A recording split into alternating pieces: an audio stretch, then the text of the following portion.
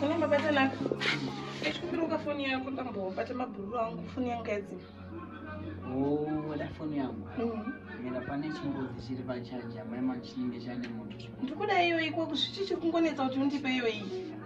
Kwenye yangu ndasina ndibona imeita na. Ewa zvandi yangu yadzimere foni ndikuti zvakanaka chindipa foni yenyu ndibofonesa. Aiwa kana maita naka. Chiko pane chimbudzi chiri pachaji. Chimbudzi ndochiti handi kutobva mpa kuzviro chimbudzi ndachona but ndikuda iyo iyi. Iwe chingondipa zveiyo iyi ndishandise. Ko foni yangu inini ndo yadi. Ko kurambira iko chine foni ndingoti ndipo foni yako dangofonesa nomana kudzosera babata naka. Madira urikuita yangu asiriwa. Aiwa asi mune zvirimo here. Aiwa isiriyo nyashona. Kana musina chingondipa kandishandise zvanoda kushandisa nomana kudzosera.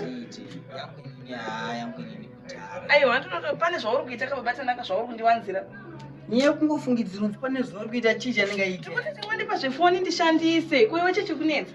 Aiwa inini ndo uona ndo patinopesana ipapo usachangwenda kuva chiko chimonipa foni ndishandise ndipe foni ndishandise iwe kuramba naye aiwa ndipe foni ndipe foni ndipe foni andikupeni iwe kurambira nayo ndipe foni ndipe foni ndipe ndishandise ndipe foni fona ndo aiwa uyanonetsa uri pamini aiwa pamini munhu anonetsa arikonetsa nawe foni aseza kufonesa foni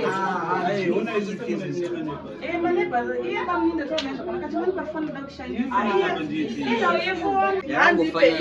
yangu yadzima zvendikuti chimonipa kweni mukurambira niyenyu yacho ane zvaari kuvanza aiwa pamini ane zvaari kuvanza munhu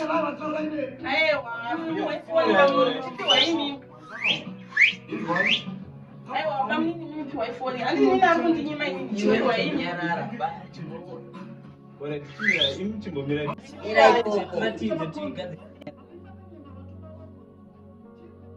auziye ngamchecho asiwo auteni batane mosha futhi kwani ndadi akulezi nje muchikunze enda kamudzelezo mukana ngatikane ane mimba ndiye ngauyi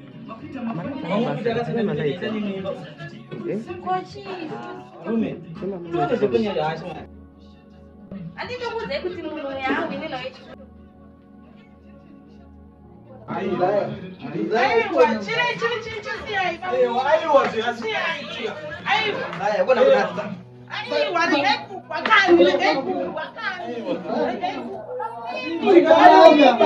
aiwa munokuwadza chiri